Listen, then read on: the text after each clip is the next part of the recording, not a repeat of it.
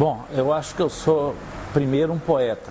Inclusive, ter virado professor foi exatamente a partir da poesia. Em um determinado momento eu vi que eu precisava estudar mais profundamente a questão da língua portuguesa, recursos poéticos, técnicas de poesia, figuras de linguagem, e fui me aprofundando no estudo da gramática tradicional e ao mesmo tempo dessas figuras, desses recursos da poesia. E na época que eu comecei a estudar com mais profundidade poesia, eu fazia veterinária ainda na Federal. E aí eu resolvi largar o curso de veterinária e ir para fazer vestibular e ir para letras, para realmente amarrar essa questão da poesia com a questão da língua, num conhecimento maior da língua.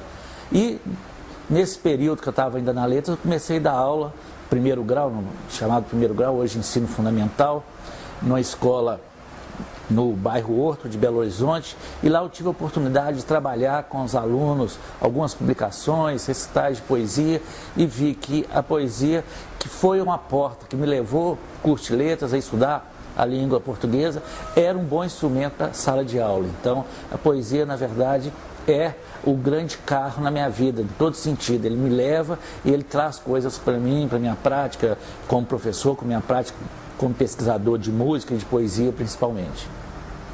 Bom, a música, eu venho do interior, venho da cidade da Zona da Mata de Minas, que é Lajinha, e quando eu estava na quinta, sexta série, essa conexão entre poesia e música, ela era muito presente porque foi um período, início da década de 70, que existiam vários festivais de música no interior de Minas, mesmo em Belo Horizonte, e era quase o único espaço que quem mexia com música, quem queria escrever textos poéticos para se manifestar, porque nessa época publicaram uma coisa muito difícil e cara. Hoje um livro é muito barato de fazer, com gráficas rápidas, e na época quem escrevia ia normalmente para a música, para ser letrista, para até cantar, até aprender a tocar um instrumento, para poder mostrar seus textos. E esse processo foi o que eu segui. Eu já escrevia poema, quando eu conheci alguns colegas de escola, na quinta e na sexta série, a gente resolveu fazer um conjunto, compor junto e ao mesmo tempo participar de festivais na região ali, Lajinha, Mãe-Mirim, Raul Soares, até Muriaé mesmo. E aí a gente começou a desenvolver essa questão da música e eu fui trabalhando mais a ideia de escrever texto para papel e texto para ser cantado, para ser apresentado em público.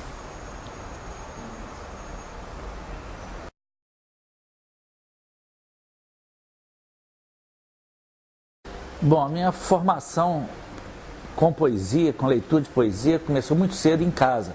Meu pai sempre lia, escrevia, conversava muito com a gente sobre poesia, principalmente sobre modernismo, que ele era um grande leitor, é um grande leitor do Carlos Drummond, Manuel Bandeira, e ao mesmo tempo eu e meu irmão mais velho, Marcos, a gente teve uma grande biblioteca em casa, porque meu pai e alguns colegas da cidade, eles tinham um clube de leitura. E esse clube de leitura existiu durante uns 4, 5 anos e o promotor, o juiz, advogado que ia para trabalhar em Lajinha, quando pedia transferência, deixava sair do clube, mas a biblioteca ia ficando. Até que uma hora que o clube não tinha mais integrante e a biblioteca ficou lá em casa, praticamente para o meu pai tomar conta e dar um rumo para essa biblioteca. E a gente, desde cedo, eu lia muito na biblioteca, pesquisava muito. Quando eu fui para o ensino fundamental, para a quinta série, eu entrei numa turma, que foi uma turma muito, muito importante, que a gente ficou praticamente os 4 anos, a mesma turma. E aí eu e alguns colegas, Sérgio Guimarães, que hoje mora em Natal, o Misael Pena e outros colegas, nós começamos a editar um jornalzinho no colégio.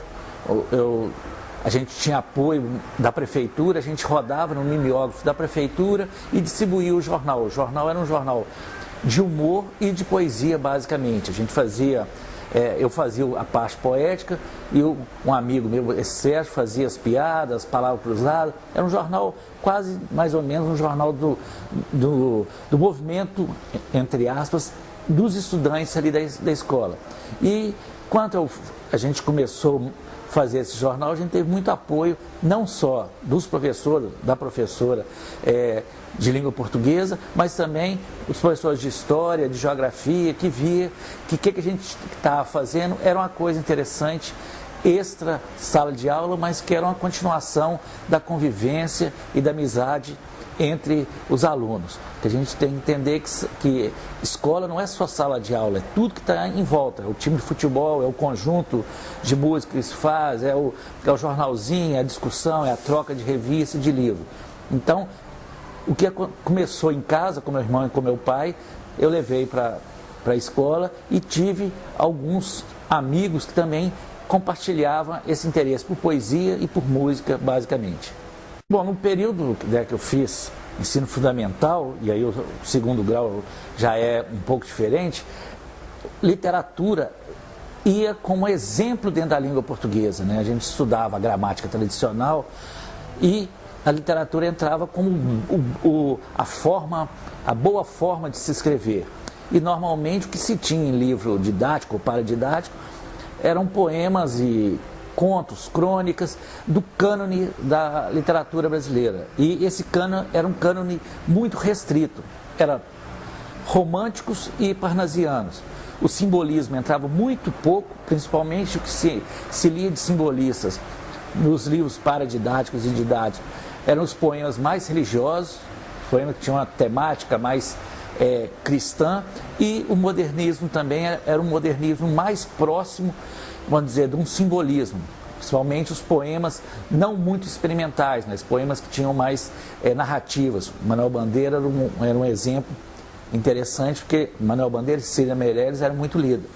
E, ao mesmo tempo, ler o cânone, aparentemente é uma coisa meio forçada, ainda mais para criança, a gente ficar lendo, vamos dizer, Olavo Bilac aos 11, 12 anos, parece que é uma coisa maçante, mas na verdade para mim foi interessante, que eu tive contato com poetas que davam prioridade à a poesia como linguagem, como escrita. Então eu tive que estudar métrica, tive que estudar rima, formas poéticas, para entender o que eu estava lendo, principalmente os poetas parnasianos, que são afeitos ao soneto, às formas fixas. Eu fui também, desde a quinta, sexta série, que eu já me interessava para a questão da forma do poema. O poema não ser simplesmente inspiração, mas ele ser um tratamento da língua, o uso da língua como arte.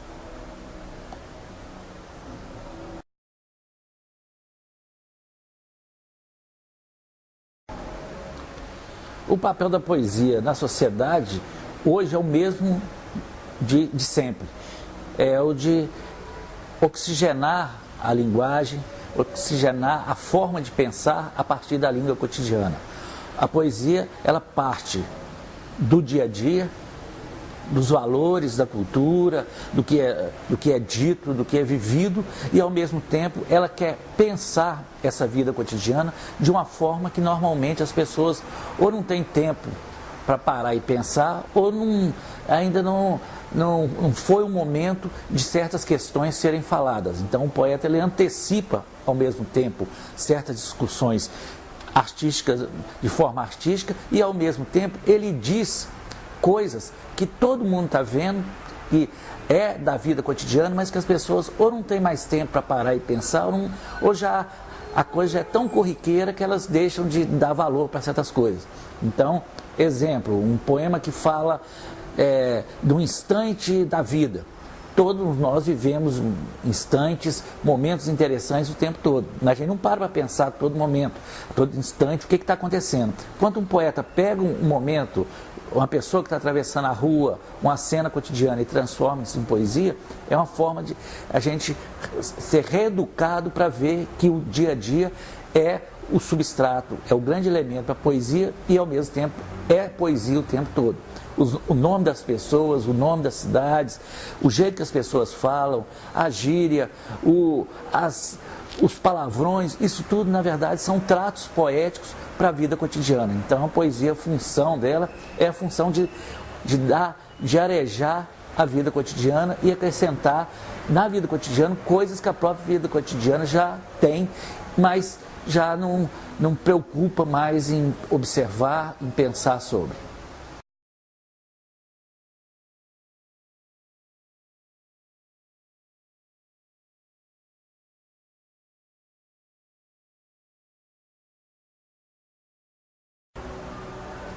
O poema Abismo e o Abismo, ele pede duas leituras. A primeira leitura é que, na verdade, ele é uma paródia, ele é um poema que eu fiz a partir de uma letra de uma música que já existe.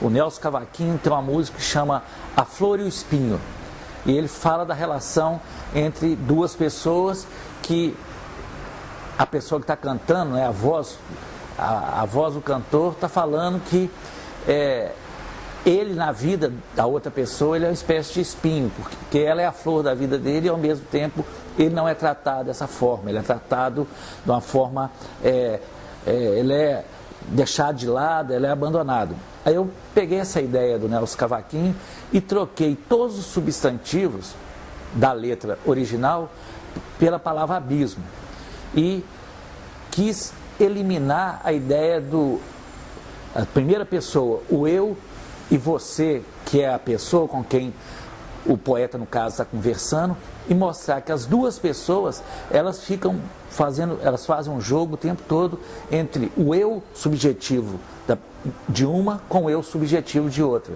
E que o difícil da convivência entre as pessoas é descobrir que o abismo que existe entre as convivências, às vezes a gente é o próprio abismo da convivência, a gente que impede a convivência com outras pessoas e essas pessoas às vezes são abismos para a nossa convivência. Então é mostrar que o que eu acho que o outro está passando, que a outra pessoa está vivendo, eu também estou vivendo. Então é uma espécie de um espelho entre duas pessoas, é um diálogo entre vamos dizer, um casal, um homem ou mulher, ou outras formas, que um diz para o outro, um tenta entender o outro como se fosse ele mesmo. Então, eu sou o abismo meu porque eu quero não ser, quero ser uma pessoa aceita e aceitável para o outro.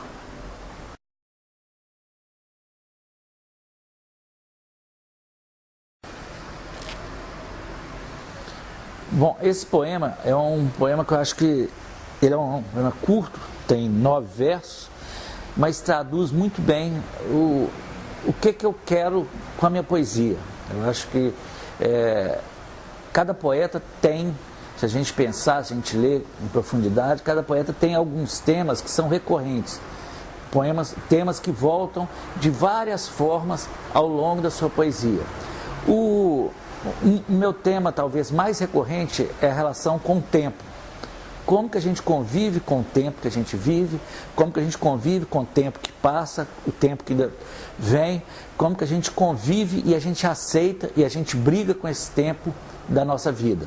Então, essa questão eu acho que tem mais a ver com eu acho que é o tema maior da minha poesia, e esse poema traduz, eu acho, um pouco essa ideia do tempo como passado, do tempo como futuro e do tempo como momento presente. O poema chama Na Selva, e ele, na verdade, ele virou uma música, ele foi musicado por um amigo meu que chama Walter Júnior, mas eu vou ler antes dessa ideia da música, vou ler como se fosse um poema que foi feito para ser escrito e ser lido em voz alta. Eis a memória do mundo, o tempo morre a cada segundo. Eis a história da raça, o tempo nasce quando passa. Eis a glória da arte, o tempo vive quando parte.